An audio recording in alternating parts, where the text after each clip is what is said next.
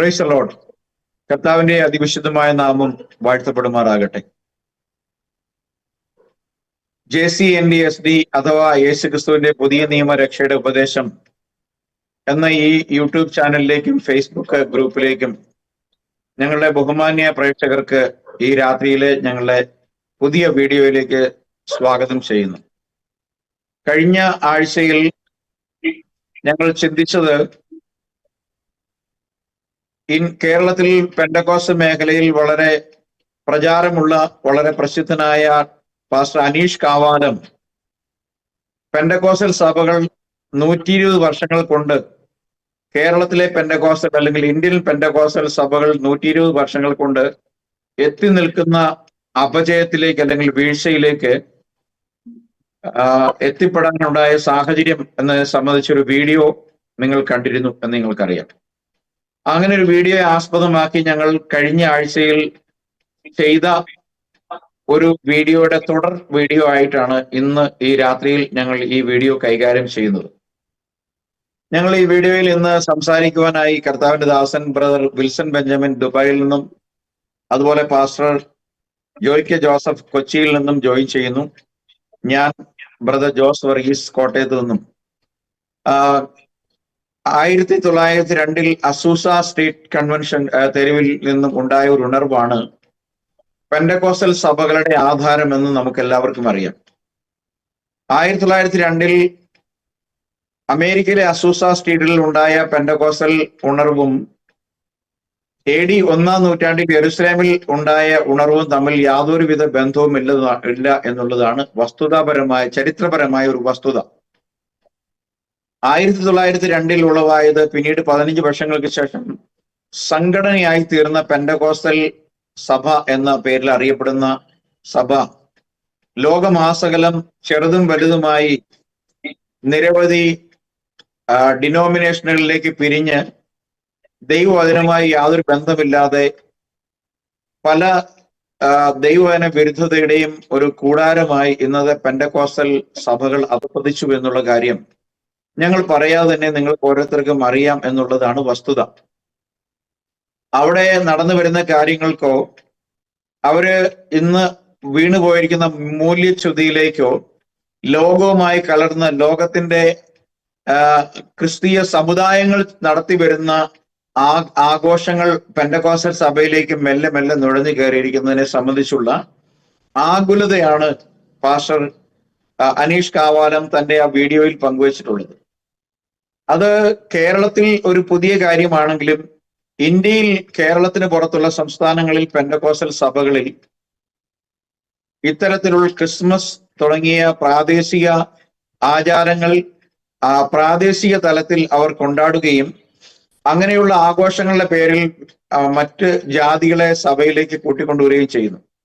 എന്നാൽ സഭ എന്നുള്ള തലത്തിൽ ദൈവവചനം അനുശാസിക്കുന്ന വേർപാടോ അല്ലെങ്കിൽ ശുശ്രൂഷാപരമായ ദൈവവചന വ്യവസ്ഥകളോ ഒന്നും അവർ പാലിക്കുന്നില്ല. കേവലം ഒരു ആൾക്കൂട്ടമായി ലോകത്തോട് കലർന്ന് ഇന്നത്തെ പെന്തക്കോസ്റ്റൽ സഭകൾ ഏതാണ്ട് പട്ടത്ത സഭയുമായി കൈകോർത്ത് വരുന്ന ഒരു സാഹചര്യമാണ് ഇന്ന് നമ്മുടെ മുമ്പിലുള്ളത്. പിന്നീട് അന്യഭാഷ തുടങ്ങിയ അന്യായ ഭാഷകൾ പോലും യാതൊരുവിധ ദൈവവചനത്തിന്റെയും പിൻബലമില്ലാതെയും 1-ാം നൂറ്റാണ്ടിൽ യെരുശലേമിൽ പരിശുദ്ധാത്മാവിന്റെ വരവോടുകൂടി വിശുദ്ധന്മാരായ അപ്പോസ്തലന്മാരിൽ ആ കാലഘട്ടങ്ങളിൽ ദൈവവചനത്തിന്റെ വ്യവസ്ഥ പ്രകാരം കൊറിന്ത്യർ ലേഖനം 13-ലും 14-ലും 12-ലും പറയുന്നതിന് വിരുദ്ധമായി കേവലം മാനുഷിക ചോദനയാൽ ഉളവാക്കപ്പെട്ടതും മനുഷ്യരുടെ ദൃഷ്ടിയിൽ അപമാനകരവും അപഹാസ്യവുമായ വാക്കുകളെ പല സഭകളും പല രീതിയിൽ അവതരിപ്പിച്ചുകൊണ്ടുള്ള വ്യാജമായ അന്യഭാഷകളും പ്രോസ്പിരിറ്റി തിയോളജിയും കൊണ്ട് ഇന്നത്തെ പെന്തക്കോസ്റ്റൽ സംഭവം പൂർണ്ണമായും അധപ്പതിച്ചു കഴിഞ്ഞു. 4 തലമുറ കൊണ്ട് കേരളത്തിലും ഇന്ത്യയിലും പെന്തക്കോസ്റ്റൽ സഭകൾ ജീർണതയിൽ എത്തി നിൽക്കുന്നു എന്നുള്ളൊരു വസ്തുത അവരുടെ ആളുകൾ തന്നെ തുറന്നു പറയുന്നു എന്നുള്ളിടത്താണ് അതിനെ സംബന്ധിച്ച് ഏറ്റവും ഭീകരമായ അല്ലെങ്കിൽ മലിനസമായ ഒരു അവസ്ഥയിൽ അത് എത്തി നിൽക്കുന്നു എന്നുള്ളത് നമുക്ക് ഓരോരുത്തർക്കും മനസ്സിലാക്കാൻ കഴിയുന്നത്. അവരത് തിരിച്ചറിയുന്നുണ്ട് എന്നുള്ളത് ഒരു ശുഭോദർക്കമായ കാര്യമായിട്ട് ഞങ്ങൾ കാണുന്നു. എന്നാൽ കേവലം ആചാര അനുഷ്ഠാനങ്ങളിലേക്ക് പെന്തക്കോസ്റ്റൽ സഭകൾ കൂപ്പുകുത്തി എന്നുള്ളിടത്ത് മാത്രമല്ല, ഏകദൈവ വിശ്വാസത്തെ പഠിപ്പിക്കുന്ന ബൈബിൾ പ്രമാണങ്ങളിൽ നിന്നും പാപങ്ങളുടെ മോചനത്തിനായി അപ്പോസ്തലന്മാർ യെരൂശലേമിൽ ആചരിച്ച് തുടങ്ങി വന്നിരുന്ന യേശുക്രിസ്തുവിന്റെ നാമത്തിലുള്ള സ്നാനത്തിൽ നിന്നും സഭയുടെ യഥാർത്ഥമായ പ്രബോധനങ്ങളിൽ നിന്നും പൂർണ്ണമായും അടിമുടി ബന്ധമില്ലാതെ, യാതൊരുവിധ ബന്ധവുമില്ലാത്ത തലത്തിൽ പൂർണ്ണമായും അധപ്പതിച്ചു കഴിഞ്ഞിരിക്കുന്ന ഒരു പെന്തക്കോസ്റ്റൽ സമൂഹത്തിൽ ഞങ്ങൾ ഇന്ന് അവതരിപ്പിക്കുന്ന വീഡിയോയുടെ പ്രസക്തി വളരെ വലുതാണെന്ന് ഞങ്ങൾ വിചാരിക്കുന്നു. ഈ വീഡിയോയിൽ അല്പസമയങ്ങൾക്ക് ശേഷം ഞങ്ങൾ 2 വീഡിയോ ക്ലിപ്പിങ്ങുകൾ നിങ്ങൾക്ക് കാണിക്കുന്നതായിരിക്കും. അതിനുശേഷം കർത്താവിന്റെ വിലയേറിയ ദാസന്മാർ അതിനെ സംബന്ധിച്ച്, ഇത്തരത്തിൽ ഉള്ള വീഴ്ചകളെ സംബന്ധിച്ചും അത് പെന്തക്കോസ്റ്റൽ ആത്മീയ ശരീരത്തിൽ അല്ലെങ്കിൽ പെന്തക്കോസ്റ്റൽ സഭാ സംഘടനകൾ എത്രമാത്രം ജീർണതയിലേക്ക് കൊണ്ടുപോയിരിക്കുന്നു എന്നുള്ള വസ്തുതയെ സംബന്ധിച്ചും ജനങ്ങളുടെ അവബോധത്തിനായി തുറന്നുള്ള കാര്യങ്ങൾ ഞങ്ങൾ ചർച്ചയ്ക്ക് വിധേയമാക്കുവാൻ ആഗ്രഹിക്കുകയാണ്. ഇന്ന് രാത്രിയിൽ പാനലിസ്റ്റുകളായ ബ്രദർ വിൽസനും അതുപോലെ പാസ്റ്റർ ജോയ് കെ ജോസഫിനും യേശുക്രിസ്തുവിന്റെ നാമത്തിലുള്ള സ്നേഹവന്ദനത്തെ അറിയിക്കുന്നു. ആദ്യമായി ഞങ്ങൾ 2 വീഡിയോകളാണ് നിങ്ങളുടെ മുമ്പിൽ പ്ലേ ചെയ്യാൻ പോകുന്നത്. ഇന്ന് പകൽ വിടുതൽ, ഇന്ന് പകൽ വിടുതൽ, ഇന്ന് പകൽ വിടുതൽ, ഇന്ന് പകൽ വിടുതൽ യേശുവിന്റെ നാമത്തിൽ ചെയ്യുവാൻ ഒന്നിച്ച് ഞങ്ങൾ പ്രാർത്ഥിക്കുന്നു.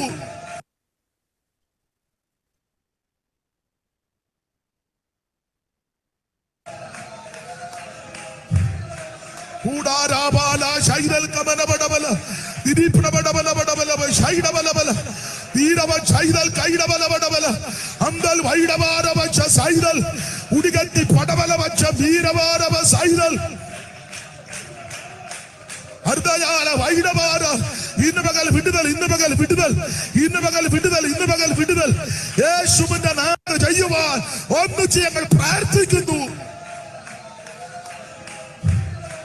കൂടാരാബാല ശൈലൽ കമനബടബല ദിദീപ്നബടബലബടബല ശൈഡബലബല തീരവ ശൈലൽ കൈഡബലബടബല അംദൽ വൈഡവാരവച്ച ശൈലൽ ഉടികത്തി പടബലവച്ച വീരവാരവ ശൈലൽ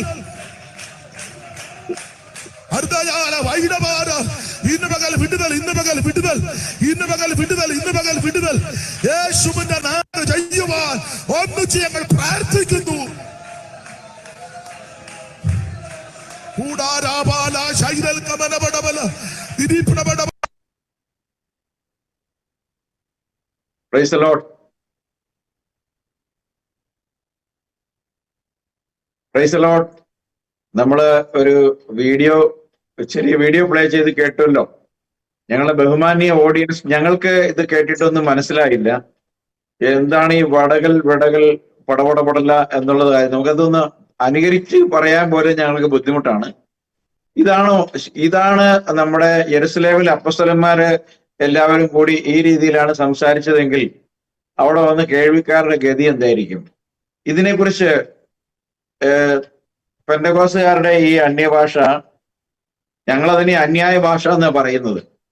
അപ്പം ഈ ഒരു കാര്യത്തെ സംബന്ധിച്ച് ദൈവസഭയിൽ അപ്പോസ്തലന്മാരിലൂടെ യെരൂശലേമിൽ സംസാരിക്കപ്പെട്ടതും വിശുദ്ധ പൗലോസ് അപ്പോസ്തലൻ കൊരിന്തിലെ സഭയിൽ ആ അന്യഭാഷയിൽ സംസാരിക്കുന്നവൻ ദൈവത്തോട് സംസാരിക്കുന്നു എന്ന് പറയുന്നു. ഇത് ആക്ച്വലി ഒരു സഭയ്ക്കകത്ത് നടത്തിയിരിക്കുന്ന ഒരു കാര്യമാണ്. അപ്പൊ ഇത് ദൈവത്തോട് സംസാരിക്കുന്ന ഭാഷയല്ല.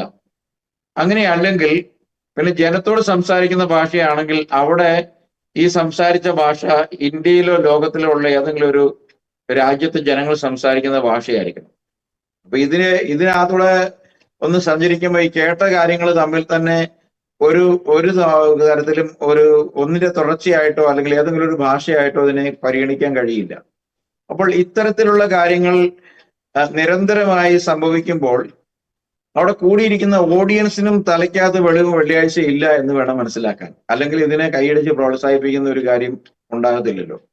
ഇതിനെ സംബന്ധിച്ച് പെന്തക്കോസ്റ്റൽ കൂട്ടായ്മകളിൽ അനേക വർഷത്തെ എക്സ്പീരിയൻസ് ഉള്ള ഒരു വ്യക്തി എന്നുള്ള നിലയിൽ ബഹുമാനപ്പെട്ട പാസ്റ്റർ ജോയ്ക്ക് ഇതിനെക്കുറിച്ച് എന്താണ് പറയാനുള്ളത്? ഇതിനെക്കുറിച്ച് എന്തെങ്കിലും നല്ലതാകട്ടെ ചീത്തയാകട്ടെ വ്യക്തമാക്കാമെങ്കിൽ അറ്റ്ലീസ്റ്റ് നമ്മുടെ ഓഡിയൻസ് എങ്കിലും ഈ കാര്യത്തെക്കുറിച്ച് ഒരു പരിജ്ഞാനം ഉണ്ടാകുമല്ലോ. കർത്താവിന്റെ വിശുദ്ധ നാമം വാഴ്ത്തപ്പെടുമാറാകട്ടെ. ഇപ്പോൾ നമ്മൾ അനിഷ്കാപാലം പറഞ്ഞ അന്യഭാഷ നമ്മൾ കേട്ടു. അതുപോലെ തന്നെ പല സുവിശേഷകന്മാര് ഈ കഴിഞ്ഞ നാളുകളിൽ സംസാരിച്ച അന്യഭാഷകൾ സോഷ്യൽ മീഡിയയിലൂടെ പലപ്പോഴും അത് വൈറലായിട്ട് തീർന്നിട്ടുണ്ട്. ഞാൻ അതുകൊണ്ടാണ് പ്രാരംഭത്തിൽ പറഞ്ഞത്, ഇവർ പറയുന്ന ഈ അന്യഭാഷയും ഈ രീതിയുമായിട്ട് ക്രൈസ്തവ സമൂഹത്തിന് യാതൊരു ബന്ധവുമില്ല. അതിന്റെ തെളിവ് ഞാനിവിടെ കൊണ്ടുവരാം. ഒന്നാമതായിട്ട്, ക്രൈസ്തവ സമൂഹത്തിന്റെ ആരംഭത്തിൽ ആദിമ ക്രൈസ്തവ സമൂഹം പെന്തക്കോസ്ത് നാൾ വന്നപ്പോൾ അവർ സംസാരിച്ച അന്യഭാഷ എങ്ങനെയായിരുന്നു എന്നുള്ളതിന് ഒരു ചെറിയ വിശദീകരണം തന്നിട്ട് ഞാനത് സംസാരിക്കാം. ഇപ്പോൾ പെന്തക്കോസ്ത് പ്രസ്ഥാനങ്ങൾ നടത്തുന്ന ഈ കൂട്ട അന്യഭാഷ, ഈ കൂട്ടബഹളം, ഇത് ദൈവസഭയ്ക്കല്ല, ദൈവസഭയ്ക്ക് പ്രയോജനം ചെയ്യില്ല. ഉദാഹരണം ഞാൻ വായിക്കട്ടെ. പെന്തക്കോസ്ത് നാൾ വന്നപ്പോൾ എല്ലാവരും ഒരു സ്ഥലത്ത് ഒന്നിച്ചു കൂടിയിരുന്നു. എല്ലാവർക്കും അറിയാവുന്ന വാക്യങ്ങളാ, എങ്കിലും ഞാനൊന്ന് വായിക്കുക. ഒന്നിച്ചു കൂടിയിരുന്നു. പെട്ടെന്ന് കൊടിയ കാറ്റടിക്കുന്ന പോലെ ആകാശത്തു നിന്ന് ഒരു മുഴക്കമുണ്ടായി. അവർ ഇരുന്നിരുന്ന വീട് മുഴുവനും നിറച്ചു. അഗ്നിയാല പോലെ പിളർന്നിരുന്ന നാവുകൾ അവർക്ക് പ്രത്യക്ഷനായി. അവരിൽ ഓരോരുത്തന്റെ മേൽ പതിഞ്ഞു. ഓരോരുത്തന്റെ മേൽ പതിഞ്ഞു. ആ പ്രയോഗമൊക്കെ ശ്രദ്ധിക്കണം. അവരിൽ ഓരോരുത്തന്റെ മേൽ പതിഞ്ഞു. എല്ലാവരും പരിശുദ്ധാത്മാവ് നിറഞ്ഞവരായി ആത്മാവ് അവർക്ക് ഉച്ചരിപ്പാൻ നൽകിയതുപോലെ അന്യഭാഷകളിൽ സംസാരിച്ചു തുടങ്ങി. അന്യഭാഷയുണ്ട്, അന്യഭാഷകളുണ്ട്. അത് ബൈബിൾ പഠിപ്പിക്കുന്നത്. അതിനെക്കുറിച്ച് വിവേചിച്ച് പഠിക്കാത്തത് നിമിത്തമായിട്ടാണ് ഈ പെന്തക്കോസ്തുകാര് ഇന്ന് ഈ തകർച്ചയുടെ വക്കിൽ, ഈ ബഹളത്തിന്റെ വക്കിൽ എത്തിയിരിക്കുന്നത്. അപ്പോൾ അതുപോലെ തന്നെ അന്ന് ആകാശത്തിന് കീഴിലുള്ള സകല ജാതികളിൽ നിന്ന് യെരുശലേമിൽ വന്നു പാർക്കുന്ന യഹൂദന്മാരായ ഭക്തിയുള്ള പുരുഷന്മാർ ഉണ്ടായിരുന്നു. ഈ മുഴക്കം ഉണ്ടായപ്പോൾ പുരുഷാരം വന്നുകൂടി. ശ്രദ്ധിക്കണേ, ഇവിടെ അന്യഭാഷ സംസാരിക്കുന്നത് കേട്ടപ്പോൾ ഈ മുഴക്കം ഉണ്ടായപ്പോൾ, ഈ മുഴക്കം അവിടെ വായിൽ നിന്ന് വന്ന മുഴക്കമല്ല, ആകാശത്തു നിന്ന് ഒരു അഗ്നിയാല പോലെ പിളർന്ന നാവുകൾ അവർക്ക് പ്രത്യക്ഷനായി അവരിൽ ഓരോരുത്തരുടെ മേൽ പതിഞ്ഞു. ആകാശത്തു നിന്നൊരു മുഴക്കം ഉണ്ടായെന്ന. അപ്പൊ ആകാശത്തു നിന്നൊരു മുഴക്കമാണ് ജനം കൂടാനായിട്ട് കാരണം. ഇവര് വായിലൂടെ വന്ന അന്യായ ഭാഷ നിമിത്തമായിട്ടുള്ള ജനം കൂടിയത്. ആകാശത്തു നിന്ന് വലിയൊരു മുഴക്കത്തോടെ പരിശുദ്ധാത്മാവ് അവിടെ ഇറങ്ങി വരുന്ന ഒരു കാഴ്ചയാണ്. അപ്പൊ എല്ലാവരും വന്നുകൂടിയപ്പോൾ എന്താ, ഓരോരുത്തൻ, അതിന്റെ 6-ാം വാക്യം, അപ്പോസ്തലർ പ്രവൃത്തി 2:6 വാക്യം, ഓരോരുത്തന്റെ ഭാഷയിൽ അവർ സംസാരിക്കുന്നത് കേട്ട് അമ്പരന്ന് പോയി. എന്റെ ഒരു ചോദ്യം, ഇവിടുത്തെ പെന്തക്കോസ്തുകാരോടുള്ള ഒരു ചോദ്യം, ഈ 120 പേര് ഒന്നിച്ച് ഭയങ്കര ബഹളമുണ്ടാക്കി അന്യഭാഷകൾ സംസാരിച്ച് വലിയ ബഹളത്തിൽ എല്ലാവരും ഒന്നിച്ച് സംസാരിച്ചാൽ ഈ വന്നുകൂടിയ വ്യക്തികൾക്ക് അവരുടെ ഭാഷയിലും, അല്ലെങ്കിൽ എല്ലാ ഭാഷയായിക്കോട്ടെ, ഇനി ഹിന്ദി ഉണ്ടാകാം, ഇംഗ്ലീഷ് ഉണ്ടാകാം, മറ്റ് അറബി ഭാഷ ഉണ്ടാകാം, അതുപോലെ തന്നെ ആരാമി ഭാഷയുണ്ടാകാം, ഹീബ്രു ഭാഷയുണ്ടാകാം, ഗ്രീക്ക് ഭാഷയുണ്ടാകാം, എല്ലാ ഭാഷകളും ഉണ്ടെന്ന് വെച്ചു. ആ എല്ലാ ഭാഷകളിലും 120 പേര് സംസാരിച്ചാൽ ആർക്കെങ്കിലും എന്തെങ്കിലും മനസ്സിലാവുമോ? അതുകൊണ്ടാണ് പൗലോസ് പറയുന്നത്, നിങ്ങൾ എല്ലാവരും ഇങ്ങനെ സംസാരിച്ചാൽ നിങ്ങൾക്ക് ഭ്രാന്തുണ്ടെന്ന് നാട്ടുകാർ പറയില്ലേ. അതുകൊണ്ട് അങ്ങനെ നിങ്ങളെക്കാൾ കൂടുതൽ ഞാൻ അന്യഭാഷ സംസാരിക്കുന്നു പൗലോസ് വ്യക്തമാക്കുന്നു. അതുകൂടാതെ പറയുന്നതാ, നിങ്ങൾ അന്യഭാഷ സംസാരിക്കേണ്ടതായിട്ടുള്ള വിധങ്ങളെ കുറിച്ച് പറയുന്നുണ്ട്. ഇവിടെ നമുക്ക് കാണുവാൻ കഴിയുന്നത് അപ്പോസ്തലർ പ്രവൃത്തി, അവർ താന്താന്റെ ഭാഷയിൽ അവർ സംസാരിക്കുന്നത് കേട്ട് അമ്പരന്ന് പോയി. എല്ലാവരും ഭ്രമിച്ചു ആശ്ചര്യപ്പെട്ടു. ഈ സംസാരിക്കുന്നവരെല്ലാവരും ഗലീലാക്കാർ അല്ലയോ? പിന്നെ നാം ഓരോരുത്തൻ ജനിച്ച നമ്മുടെ സ്വന്തം ഭാഷയിൽ അവർ സംസാരിച്ചു കേൾക്കുന്നത് എങ്ങനെ? പാർത്യരും മേദ്യരും ഏലാമ്യരും മെസപ്പൊത്യമയിലും യഹൂദിയിലും കപ്പദോക്കിയിലും പൊന്തോസിലും ആസ്യയിലും ബ്രുഗ്യയിലും പമ്പൂസിയിലും മിസ്രൈമിലും കുറേനേക്ക് ചേർന്ന ലിബിയ പ്രദേശങ്ങളിലും പാർക്കുന്നവരും റോമയിൽ നിന്ന് വന്ന് പാർക്കുന്നവരും യഹൂദന്മാരും മത അനുസാരികളും ക്രേത്യരും അറബിക്കാരുമായ നാം ഈ നമ്മുടെ ഭാഷകളിൽ അവർ ദൈവത്തിന്റെ വൻകാര്യങ്ങൾ പ്രസ്താവിക്കുന്നത് കേൾക്കുന്നുവല്ലോ. ഈ ഒറ്റ പ്രയോഗത്തിൽ തന്നെ ഇന്നത്തെ പെന്തക്കോസ്തുകാർ നടത്തുന്ന തട്ടിപ്പാണെന്ന്, എല്ലാവരും ഒന്നിച്ച് കൂട്ടത്തോടെ അന്യഭാഷ പറഞ്ഞ് ബഹളം ഉണ്ടാക്കുന്ന ആത്മീയ ഉണർവാണെന്ന് അന്യഭാഷയിൽ സംസാരിക്കുന്ന എല്ലാവരും ആത്മീയ ഉണർവ്, ഭയങ്കര ഉണർവായിരുന്നു പറയുന്നത് പൈശാചിന്റെ തട്ടിപ്പാണെന്ന് വ്യക്തമാക്കാം. ഇവിടെ 120 പേര് സംസാരിച്ചത് ഓരോരുത്തരാണ് സംസാരിച്ചതെന്ന് വ്യക്തമായിട്ടുള്ള തെളിവാണ്. ആ തെളിവെന്താ? അവരിൽ ഓരോരുത്തരുടെ മേൽ പതിഞ്ഞു, എല്ലാവരുടെ മേൽ ഒന്നിച്ചു പതിഞ്ഞെന്നല്ല. ആ വലിയ ഒരു മുഴക്കമുണ്ടായി, അവർ ഓരോരുത്തരുടെ മേൽ പതിഞ്ഞു. ഓരോരുത്തരുടെ മേൽ പതിഞ്ഞപ്പോൾ എന്താ? ഓരോരുത്തർക്ക് വന്നവർക്ക് മനസ്സിലായി, ഒരുവൻ സംസാരിക്കുന്നു അവരുടെ ഭാഷയിൽ, മറ്റൊരുവൻ അത് നിർത്തിക്കഴിഞ്ഞപ്പോൾ മറ്റൊരുവൻ അടുത്ത ഭാഷയിൽ, മറ്റൊരാളുടെ ഭാഷയിൽ, നാട്ടുകാരുടെ ഭാഷയിൽ സംസാരിക്കുന്നു. അങ്ങനെ 120 പേരും സംസാരിച്ചിരിക്കുക. അത് എന്താ സംസാരിച്ചത്? ദൈവത്തിന്റെ വൻകാര്യങ്ങളാണ്. ഇവിടെ അനീഷ് കാവാലമൊക്കെ പറയുന്ന കേട്ട് കഴിഞ്ഞാൽ അത് എങ്ങനെ പറയണമെന്ന് ബൈബിൾ പ്രമാണിക്കുന്നുണ്ട്. അന്യഭാഷക്കാരൻ ഒരു വ്യാഖ്യാനി ഉണ്ടായിരിക്കണം. വ്യാഖ്യാനി ഇല്ലെങ്കിൽ അന്യഭാഷക്കാരൻ, ഒന്ന് വായിക്കാം, ഞാൻ ആ ഭാഗം വായിക്കാം. കൊരിന്ത്യ ലേഖനം 14-ാം അധ്യായത്തിന്റെ 26-ാം വാക്യം. ആകയാൽ എന്ത് സഹോദരന്മാരെ, നിങ്ങൾ കൂടി വരുമ്പോൾ ഓരോരുത്തരും സങ്കീർത്തനമുണ്ട്. ബൈബിൾ പറയുന്ന സങ്കീർത്തനമുണ്ട്, ഉപദേശമുണ്ട്, അത് ശരിയാണ്, വെളിപ്പാടുണ്ട്, അന്യഭാഷയുണ്ട്. ഇവിടെ അന്യഭാഷ എന്നാ പറയുന്നത്. അന്യഭാഷകൾ വേറൊരു ദൈവത്തിന്റെ വേറൊരു പദ്ധതിയാണ്. അതിനെ വേർതിരിച്ച് പഠിക്കണം. അന്യഭാഷയുണ്ട്, അതുപോലെ തന്നെ അതിനടുത്ത ഉടൻ തന്നെ പറയും വ്യാഖ്യാനമുണ്ട്. അന്യഭാഷയുണ്ട്, വ്യാഖ്യാനമുണ്ട്. ഇനി ശ്രദ്ധിക്കണേ, ഇവിടുത്തെ ബന്ധക്കോസുകാരും അനീഷ് കാവാലം തുടങ്ങിയുള്ള നേതാക്കന്മാരും ഈ പറയുന്ന അത് ദൈവവചനത്തിൽ പ്രകാരമുള്ളതല്ല നിങ്ങൾ പറയുന്നത്. ആദിമ ക്രൈസ്തവ സമൂഹവുമായിട്ട് യാതൊരു ബന്ധവും നിങ്ങൾക്കില്ല ഒരു വിധത്തിലും. അന്യഭാഷ മാത്രമല്ല, ഒരു വിധത്തിലും. അത് ശ്രദ്ധിക്കണേ. അപ്പോൾ വ്യാഖ്യാനിയുണ്ട്. സകലവും ആത്മീയ വർധനയ്ക്കായി ഉതകട്ടെ.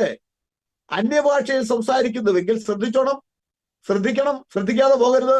അന്യഭാഷയിൽ സംസാരിക്കുന്നുവെങ്കിൽ 2 പേരോ ഏറിയാൽ 3 പേരോ ആകട്ടെ. അവർ ഓരോരുത്തരായി സംസാരിക്കുകയും ഒരുവൻ വ്യാഖ്യാനിക്കുകയും ചെയ്യട്ടെ.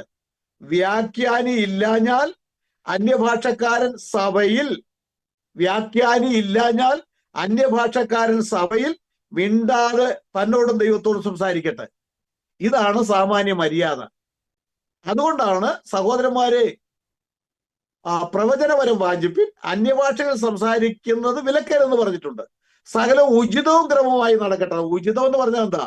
എത്ര ആയിരക്കണക്കിന് പേരിരിക്കുന്ന ഒരു സമൂഹമാണെങ്കിലും ഒരുവനെ അന്യഭാഷ സംസാരിക്കാവുള്ളൂ. അന്യഭാഷ അവൻ സംസാരിക്കുമ്പോൾ ഒരു വ്യാഖ്യാനി ഉണ്ടായിരിക്കണം. വ്യാഖ്യാനി ഇല്ലെങ്കിൽ അന്യഭാഷക്കാരൻ മിണ്ടരുത്, അവിടെ നിർത്തിക്കണോ പരിപാടി. ഇതെന്താ കാണുന്നത്? വായിക്ക് വരുന്ന എന്താ കോതയ്ക്ക് പാട്ടെന്ന് പറഞ്ഞ പോലെ, വാളെടുക്കുന്നവനെല്ലാം വെളിച്ചപ്പാടെന്ന് പറഞ്ഞ പോലെ ഈ അനീഷ് കാവാലവും ഈ നേതാക്കന്മാരും ഒക്കെ, പെന്തക്കോസ് നേതാക്കന്മാരൊക്കെ എല്ലാവരെയും തുള്ളിക്കാനും എല്ലാവരെയും ബഹളം വെപ്പിക്കാനും ഈ പഠിപ്പിക്കൽ ഇതൊരിക്കലും ദൈവികമല്ല, ഇത് തികച്ചും പൈശാചികമാണെന്ന് വിശുദ്ധ ബൈബിളിലൂടെ നമുക്ക് മനസ്സിലാക്കുവാൻ കഴിയുന്നു. 14-ാം അധ്യായം 1 കൊരിന്ത്യർ 14-21 വായിക്കുമ്പോൾ, അന്യഭാഷകളാലും അന്യന്മാരുടെ അധരങ്ങളാലും ഈ ജനത്തോട് സംസാരിക്കും എങ്കിലും അവർ എന്റെ വാക്ക് കേൾക്കുകയില്ല എന്ന് കർത്താവ് അരുളി ചെയ്യുന്നു. അന്യഭാഷ അടയാളമായിരിക്കുന്ന വിശ്വാസികൾക്കല്ല. ഇത് വിശ്വാസ സമൂഹത്തിൽ മുഴുവൻ അന്യഭാഷ സംസാരിക്കും. വ്യാഖ്യാനമില്ല, ദൈവത്തിന്റെ വൻകാര്യവുമില്ല. ഞാനതിനെ മറ്റൊരു വിധത്തിൽ വിമർശിക്കുന്നില്ലെങ്കിൽ തന്നെയും ഇത് പൈശാചികമാണ്. ഇവിടുത്തെ ബന്ധക്കോസുകാർ നടത്തുന്ന അന്യഭാഷ പൈശാചികമാണ്. ഒന്നാമത് പരിശുദ്ധാത്മാവിന്റെ പ്രവൃത്തിയാണെങ്കിൽ ഒന്നാമത് നിങ്ങൾ ചെയ്യേണ്ടത്, നിങ്ങൾ മാനസാന്തരപ്പെടണം.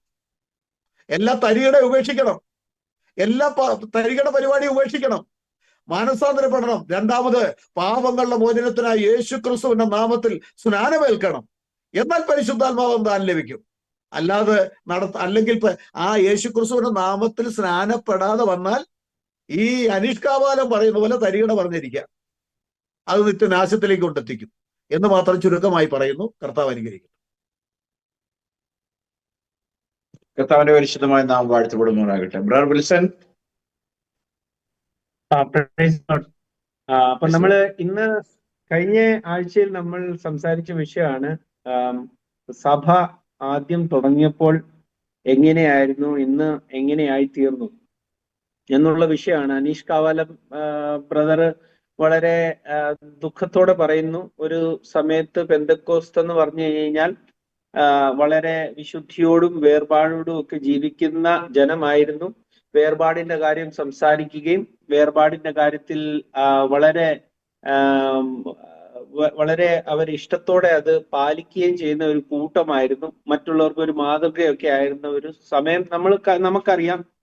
അവരെ വളരെ താഴ്ന്ന ഒരു രീതിയിൽ കണ്ടിരുന്ന ഒരു കാലഘട്ടം നമ്മൾ കേരളത്തിൽ കണ്ടിട്ടുള്ളതാണ്. നമ്മളൊക്കെ എല്ലാവരും ആ ഒരു എപ്പിസ്കോപ്പൽ സഭകളിലൊക്കെ നിലനിൽക്കുന്ന സമയത്ത് ഇവരൊക്കെ ഡ്രമ്മൊക്കെ അടിച്ച് കുടിലുകളിലും അവര് ചേർന്ന് വരുന്ന ചെറിയ ചെറിയ ഭവനങ്ങളിലും ഒക്കെ ഡ്രം അടിച്ച് പാട്ട് പാടുകയും വളരെ ഒരു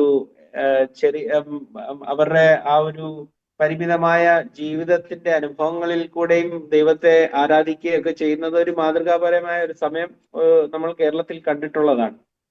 അതെല്ലാം ദൈവം ഒരു സമയത്ത് ആ ഒരു രീതിയിൽ മറ്റുള്ള മക്കൾ ദൈവത്തിലേക്ക് വരുവാൻ വേണ്ടി ഉപയോഗിച്ച കാര്യം തന്നെയാണ്. അതിനകത്തൊരു സംശയമില്ല.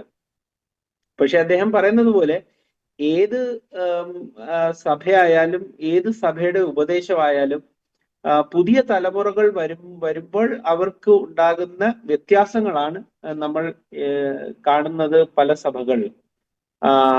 അങ്ങനെ പറയുമ്പോൾ ഈ ഒരു വ്യത്യാസങ്ങൾ കാണിക്കുന്ന ബ്രദർ കാവാലത്തിന്റെ അന്യഭാഷയാണ് നമ്മൾ ഇപ്പോൾ കുറച്ചു നേരം മുമ്പ് കണ്ടത്. അതിനകത്ത് അപ്പോസ്തോലന്മാര് കാണിച്ച മാതൃകയിൽ ഒന്നും തന്നെ ഇല്ല എന്ന് ഇപ്പം പാസ്റ്റർ ജോസ് വളരെ കറക്റ്റായിട്ട് അത് കാണിച്ചു. നമ്മൾ കാണുന്നു പെന്തക്കോസ്ത് നാളിൽ പരിശുദ്ധാത്മാവ് വരുമ്പോൾ പരിശുദ്ധാത്മാവ് ആ ലാംഗ്വേജ് സംസാരിക്കുന്ന ആളുടെ വായിക്കകത്ത് തരികയും ആ വായിക്കൂടെ ആ ശബ്ദം പുറപ്പെടുന്നത് നമ്മൾ കാണുന്നു. രണ്ടാമത് ഒരു പുതിയ ഭാഷ നമുക്കറിയാത്ത ഭാഷ ഉണ്ടെങ്കിൽ അതിനകത്തൊരു ട്രാൻസ്ലേറ്ററിന്റെ ആവശ്യമുണ്ട്. പക്ഷെ ആരാണ് ആ ട്രാൻസ്ലേറ്റർ നമ്മൾ അവിടെ കാണുന്നത്? നമ്മൾ കാണുന്നത് അവിടെ പരിശുദ്ധാത്മാവ് തന്നെയാണ് ട്രാൻസ്ലേറ്ററിന്റെ റോളും അവിടെ ചെയ്യുന്നത്. അപ്പോൾ മനുഷ്യരിൽ കൂടെ സംസാരിക്കുന്ന പരിശുദ്ധാത്മാവ് പതിഞ്ഞവരിൽ കൂടെ സംസാരിക്കുന്നതും പരിശുദ്ധാത്മാവ്, ട്രാൻസ്ലേറ്റർ ആയിരിക്കുന്നതും പരിശുദ്ധാത്മാവായിട്ട് അവിടെ നമുക്ക് കാണും. അതുകൊണ്ട് തന്നെ പൗലോസ് സഭയ്ക്കകത്ത് എങ്ങനെ അന്യഭാഷയെ ഉപയോഗിക്കണം എന്നുള്ള വളരെ ക്ലിയർ ആയിട്ടുള്ള ഇൻസ്ട്രക്ഷൻ ആണ് കൊരിന്ത്യർക്ക് എഴുതിയ ലേഖനത്തിന്റെ 14-ാമത്തെ അധ്യായത്തിൽ പാസ്റ്റർ ജോയ് കാണിച്ചത്. അതായത് ആരെങ്കിലും സംസാരിക്കുന്നു എങ്കിൽ 2-3 പേർ സംസാരിക്കണം. അവർ ഒരുമിച്ച് അന്യഭാഷ സംസാരിക്കാൻ പാടില്ല. അന്യഭാഷ സംസാരിക്കുമ്പോൾ ദൈവത്തോടാണ് സംസാരിക്കുന്നത്, മനുഷ്യരോടാണ് സംസാരിക്കേണ്ടതെങ്കിൽ മനുഷ്യരായതിനോട് സംസാരിക്കേണ്ടതെങ്കിൽ മാത്രം അത് ഉച്ചത്തിൽ സംസാരിക്കുകയും അവിടെ ഒരു അന്യഭാഷ ട്രാൻസ്ലേറ്റർ അവിടെ കാണണം എന്നുള്ള കാര്യം വളരെ വ്യക്തമായിട്ട് പറയുന്നു. അപ്പോൾ ഇതിനകത്ത് ഒരു ഒരു കൺഫ്യൂഷനും വരുവാൻ ഒരു ഇടയുമില്ലാത്ത കാര്യത്തോടെയാണ് അപ്പോസ്തോലന്മാർ ഇതിനെ വെളിപ്പെടുത്തിയിരിക്കുന്നത്. അപ്പോൾ എന്തുകൊണ്ട് പെന്തക്കോസ്ത് സഭ തെറ്റിപ്പോകുന്നു എന്നുള്ള കാര്യം നമ്മൾ ആലോചിക്കുമ്പോൾ അടിസ്ഥാനപരമായ കാര്യങ്ങളിൽ ഉപദേശത്തിനകത്ത് വ്യാജം കാണിച്ചത് കൊണ്ട് മറ്റ് കാര്യങ്ങളിലും വ്യാജമുണ്ടെന്ന് നമുക്ക് വ്യക്തമായിട്ട് കാണുവാൻ സാധിക്കും. എന്ത് കാര്യത്തിലാണ് അവർ വ്യാജം കാണിച്ചിരിക്കുന്നത്? ദൈവം ഏകനാണ് എന്നുള്ള അടിസ്ഥാന പ്രമാണം, അതായത് ഇസ്രായേൽ ഗ്രഹം, അതായത് പുതിയ നിയമസഭ എങ്ങനെ ഇസ്രായേൽ ഗ്രഹം തന്നെ ആകുന്നു എന്ന് എഫേസ്യർക്ക് എഴുതിയ ലേഖനം 2-ാമത്തെ അധ്യായത്തിൽ മുതൽ നമ്മൾ വായിക്കുന്നു. നമ്മൾ ഇനി പരദേശികളല്ല, നമ്മൾ ഇസ്രായേൽ ഭവനത്തിലുള്ളവർ തന്നെ, നമ്മൾ ഇനി ജാതികളല്ല, ഇനി നമ്മൾ ഇസ്രായേൽ ഭവനത്തിന്റെ മക്കളായിത്തീരുന്നു എന്ന് പറയുന്ന വളരെ വ്യക്തമായിട്ടുള്ള വാക്യങ്ങൾ. അപ്പൊ പുതിയ നിയമത്തിലും വിളിച്ചു വേർതിരിച്ച സഭ, അത് യഹൂദനായാലും അത് യവനനായാലും ജാതികളിൽ ആരായാലും അത് പുതിയ ജനനത്തോടെ ഇസ്രായേലിന്റെ ഭവനത്തിലേക്ക് ചേർക്കപ്പെടുകയാണെന്നാണ് വളരെ വ്യക്തമായിട്ട് എഫേസ്യർക്ക് എഴുതിയ ലേഖനം പറയുന്നത്. അപ്പൊ അങ്ങനെ പറയുമ്പോൾ ഇസ്രായേൽ മക്കളായി തീരുമ്പോൾ പുതിയ ജനനത്തിന്റെ അനുഭവത്തിൽ കൂടെ കർത്താവിന്റെ നാമത്തിൽ വിശ്വസിച്ച് പത്രോസ് പറയുന്നത് മാതിരി യഹൂദനും യവനനും ഒരേ സ്നാനം, എഫെസ്യർക്ക് എഴുതിയ ലേഖനം 4-ാമത്തെ അധ്യായത്തിൽ പറയുന്നു, ഒരു സ്നാനം, യഹൂദനും യവനനും ഒരു സ്നാനം, ഒരു വിശ്വാസം, ഒരു ആത്മാവ്. അപ്പൊ ഒരേ ആത്മാവാൽ വീണ്ടെടുക്കപ്പെട്ട യഹൂദനും യവനനും ഒരേ നാമത്തിൽ, അതായത് യേശു ക്രിസ്തുവിന്റെ നാമത്തിൽ തന്നെ യഹൂദനായാലും ജാതികളിലായാലും സ്നാനം കൊടുക്കുന്നതായിട്ട് വളരെ വ്യക്തമായിട്ട് കാണുന്നു. കർത്താവിന്റെ നാമം, അതായത് അഡോണായി, യഹോവയുടെ നാമത്തെ വിളിച്ചപേക്ഷിക്കുന്നവൻ ഏവനും രക്ഷിക്കപ്പെടും. അപ്പം ആ നാമത്തെ, പിതാവിന്റെയും പുത്രന്റെയും പരിശുദ്ധാത്മാവിന്റെയും നാമമായ ആ നാമത്തെ കൂട്ടിക്കളയുകയും, പിന്നെ പിതാവ്, പുത്രൻ, പരിശുദ്ധാത്മാവ് എന്ന ദൈവത്തിന്റെ ഫോംസ് അല്ല, അത് ദൈവത്തിൽ വ്യക്തികൾ ഉണ്ടെന്ന് പറഞ്ഞ് പഠിപ്പിക്കുകയും, അങ്ങനെ ദൈവത്തിന്റെ നാമം, ദൈവം ഏകൻ, പിതാവായ ഏക ദൈവം മാത്രമേ നമുക്കുള്ളൂ, ആ ദൈവം തന്നെ മനുഷ്യനായി വന്നതാണ് പുത്രൻ എന്ന പദവി, ആ ദൈവത്തിന്റെ ഒരേ ആത്മാവിന്റെ പല പ്രവർത്തനമാണ് പരിശുദ്ധാത്മാവ്. അതുകൊണ്ട് പരിശുദ്ധാത്മാവ് വേറൊരു ആത്മാവല്ല, ദൈവത്തിന്റെ ആത്മാവ് തന്നെയാണെന്ന് 1 കൊരിന്ത്യർ 12 പറയുന്നു. അപ്പൊ ഈ അടിസ്ഥാനപരമായ വിശ്വാസ സംഹിത, അപ്പോസ്തലന്മാര് പുറപ്പെടുവിച്ച വിശ്വാസ സംഹിത, അതിനെ കൂട്ടിക്കളഞ്ഞ് സ്നാനത്തെയും ഏകദൈവ വിശ്വാസത്തെയും കൂട്ടിക്കളഞ്ഞ് അതിൽ കൂടെ നേടേണ്ട പരിശുദ്ധാത്മാവ് ലഭിക്കാത്തത് കൊണ്ട് ഇന്ന് ഇവരുടെ അന്യഭാഷയിൽ നിന്നും നമുക്കറിയാൻ പറ്റുന്നു, ഇവർക്ക് ലഭിച്ച ആത്മാവ് ആ ആത്മാവല്ല, അപ്പോസ്തലന്മാരിലുള്ള ആത്മാവല്ല. ഇവർ ഗ്രഹിച്ചിരിക്കുന്ന സുവിശേഷം ആ അപ്പോസ്തലന്മാരുടെ സുവിശേഷമല്ല. ഇവർ ഗ്രഹിച്ചിരിക്കുന്ന ദൈവത്തിന്റെ ആ ഏകത്വം, അത് അപ്പോസ്തലന്മാര് പുറപ്പെടുവിച്ച ഏകത്വമല്ല. ഏകത്വം എന്നുള്ള ജാതികളിൽ നിന്നും വന്ന, ജാതികളുടെ വിത്തായ ആ ഒരു വിശ്വാസ സംഹിതയാണ് ഇന്ന് ഇവർക്കുള്ളത്. അപ്പോൾ അടിസ്ഥാനം ശരിയല്ല. ക്രിസ്തുവിന്റെ അടിസ്ഥാനത്തിൽ, ക്രിസ്തുവിന്റെയും പ്രവാചകന്മാരുടെ അപ്പോസ്തലന്മാരുടെ അടിസ്ഥാനത്തിൽ, ക്രിസ്തു എന്ന മൂലക്കല്ലിന്റെ മേളിലല്ല ഇവർ പണിഞ്ഞിരിക്കുന്നത്, വേറെ എങ്ങോ പണിഞ്ഞിരിക്കുന്നു. അത് വചനം പറയുന്നത് എങ്ങനെ ആ ഒരു അടിസ്ഥാനത്തിൽ പണിഞ്ഞില്ല എങ്കിൽ അത് ചരലിന്റെ മേൽ പണിയുന്നത് പോലെ ആയിരിക്കും. ഞങ്ങൾ അറിയിച്ച ആദ്യത്തെ സുവിശേഷം അതിലല്ലാതെ വേറെ ഒരു സുവിശേഷം അറിയിച്ച അവൻ ശപിക്കപ്പെട്ടവനാന്ന് പറയുന്നത്. അപ്പം ഈ ഒരു അന്യഭാഷ കൊണ്ട് തന്നെ അറിയാം, ഇവർ അടിസ്ഥാനത്തിന്റെ മേൽ പണിഞ്ഞവരല്ല, ഇവർ വേറൊരു ആത്മാവിൽ കൂടെയാണ് സംസാരിക്കുന്നത്. ഇവർ അന്യഭാഷ കേട്ടാലേ, നമ്മൾ ബ്രദർ പറഞ്ഞ മാതിരി, ജോസ് പാസ്റ്റർ പറഞ്ഞ മാതിരി, അന്യായ ഭാഷ എന്ന് തന്നെ പറയണം. എന്താന്ന് വെച്ച് കഴിഞ്ഞാൽ അത് കേട്ടാലേ നമുക്കറിയാം, റിപ്പീറ്റ് ചെയ്ത് എല്ലാ മീറ്റിങ്ങിലും അതേപോലെ ഒരേ കാര്യം പറഞ്ഞുകൊണ്ടിരിക്കുന്നു. ഒരു പ്രവചനം പുറപ്പെടുവിക്കുന്ന കാര്യമാണ് അന്യഭാഷ എന്ന് പറയുന്നത്. അപ്പൊ പ്രവചനം എങ്ങനെയാണ് എപ്പോഴും ഒരേപോലെ വായിക്കാത്തുനിന്ന് വന്നുകൊണ്ടിരിക്കുന്നത്? എനിക്ക് തോന്നുന്നില്ല അങ്ങനെ ഒരിക്കലും സാധ്യമാണ്. എന്തെങ്കിലും ഒരു വ്യത്യാസം നമ്മൾ ആ ഒരു സ്പീച്ചിൽ കാണും. ഇന്ന് നമ്മൾ സംസാരിക്കുന്നതല്ല നാളെ സംസാരിക്കുന്നത്, കണ്ടന്റ് സെയിം ആണെങ്കിലും നമ്മുടെ വാക്യങ്ങൾ, ആ ഒരു കൺസ്ട്രക്ട് ഒക്കെ എല്ലാം മാറി മാറി വരുന്നത് കൊണ്ട് നമുക്കറിയാം നമ്മൾ സംസാരിക്കുന്ന രീതികൾ വേറെ വേറെ ആണ്. ഒരേ സബ്ജക്റ്റിനെ പറ്റി ആയിരിക്കും ചിലപ്പോൾ സംസാരിക്കുന്നത്, പക്ഷെ ആ സംസാരിക്കുന്നതിന് വ്യത്യാസമുണ്ട്. അപ്പൊ ഏത് ഭാഷ ആയാലും അതിന് സംസാരിക്കുന്നതിന് ഒരു ചെറിയ വ്യത്യാസങ്ങൾ കാണും. അതൊന്നും ഇങ്ങനത്തെ ഭാഷകളിലൊന്നും കാണുന്നില്ല. അതുകൊണ്ട് ഇവർ പുറപ്പെടുവിക്കുന്ന ആ ഒരു പ്രവൃത്തി കൊണ്ടറിയാം ഇവരിലുള്ള ആത്മാവ് വേറെ ഒരു ആത്മാവാണ്, ഇത് അപ്പോസ്തലന്മാരിലുള്ള ആത്മാവല്ല എന്ന്. Thank you. Price the Lord. വളരെ വ്യക്തമാണ്. കർത്താവിന്റെ ദാസന്മാര് രണ്ടുപേരും ഇന്നത്തെ പെന്തക്കോസ്റ്റൽ സമൂഹത്തിലുള്ള അന്യ ഭാഷ എന്ന പേരിൽ കാണിക്കുന്ന എല്ലാ പ്രഹസനത്തെ സംബന്ധിച്ചും വളരെ വ്യക്തമായിട്ട് മറുപടി നൽകിയിട്ടുണ്ട്. ഈ വീഡിയോ ഞങ്ങളിവിടെ അവസാനിപ്പിക്കുമ്പോൾ ഞങ്ങളെ കേൾക്കുന്ന ആളുകളോട് ഞങ്ങൾക്ക് പറയാനുള്ളത്, ദൈവവചനം നിങ്ങൾ അന്വേഷിച്ച് അതിൽ വായിക്കണം. അതിൽ അന്യഭാഷയെ സംബന്ധിച്ചും പ്രവചനപരത്തെ സംബന്ധിച്ചും സഭകളിലെ ശുശ്രൂഷയെ സംബന്ധിച്ചുമെല്ലാം ദൈവവചനം വ്യക്തമായ മാർഗദർശനങ്ങൾ നൽകിയിട്ടുണ്ട്. പ്രത്യേകിച്ച് പുതിയ നിയമസഭയിൽ അപ്പസ്തോല പ്രവൃത്തി ആണ് ദൈവസഭയ്ക്ക് ആധാരമായിരിക്കുന്ന കാര്യങ്ങൾ. തുറന്നിങ്ങോട്ട് വരുന്ന ലേഖനങ്ങളിലൊക്കെ ദൈവസഭയുടെ അടിസ്ഥാനം എന്താണെന്ന് പഠിപ്പിക്കപ്പെട്ടിട്ടുണ്ട്. അപ്പോ യഥാർത്ഥമായ അന്യഭാഷ എന്ന് പറയുന്നത് ആ സഭയിൽ ആരെങ്കിലും ആ നിലവിൽ സംസാരിച്ചുകൊണ്ടിരിക്കുന്ന ദൈവദാസനെ അറിയാത്ത ഒരു ഭാഷക്കാരൻ അവിടെ വന്നിട്ടുണ്ടെങ്കിൽ ആ ഭാഷക്കാരന് വേണ്ടി പരിശുദ്ധാത്മാവ് ഈ ജർമ്മനിയോ ഹിന്ദിയോ തമിഴോ തെലുങ്കോ അറിയത്തില്ലാത്തൊരു ദൈവദാസൻ സംസാരിക്കുന്നത് മറ്റൊരു വ്യക്തിക്ക് അയാളുടെ ഭാഷയിൽ കേൾക്കാൻ കഴിയുന്നുണ്ടെങ്കിൽ അത് അന്യഭാഷ എന്ന് നമുക്ക് പറയാൻ കഴിയും. എന്നാൽ ഇവിടെ കാണിക്കുന്നത് വിൽസൺ സൂചിപ്പിച്ചതുപോലെ ഏത് സാഹചര്യത്തിലും ഇവർ പഠിച്ചു വെച്ചിട്ടുള്ള ഒരു സംഭവം അങ്ങോട്ട് പുറത്തേക്ക് വിടുക, അല്ലാതെ അതിന് വ്യത്യാസങ്ങളൊന്നും തന്നെയില്ല.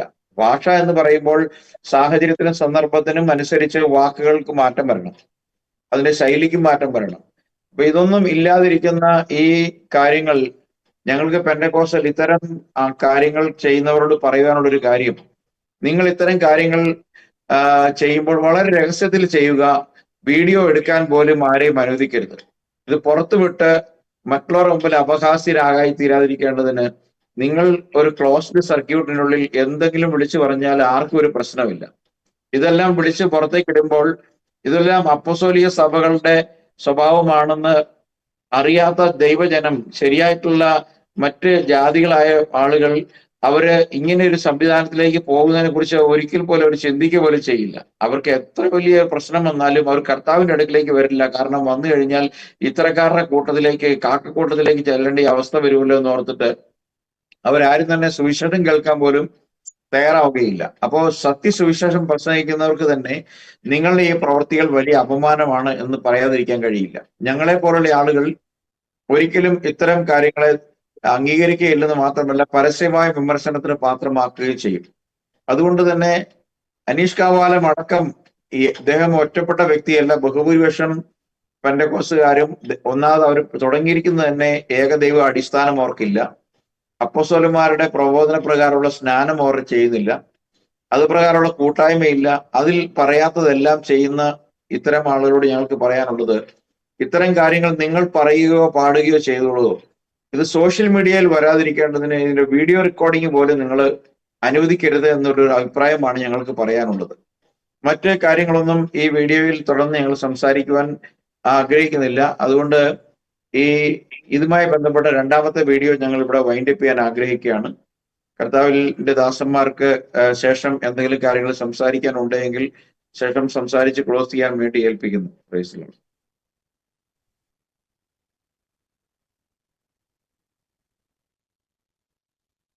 വൈൻഡപ്പ് ചെയ്യാനും ഓക്കെ, ഇതൊരു 3 വീഡിയോ ഉണ്ട് ഇങ്ങനെ ചെറിയ ചെറിയ ക്വിറ്റുകൾ. ഞാൻ ഒരെണ്ണം മാത്രമേ വിളിച്ചു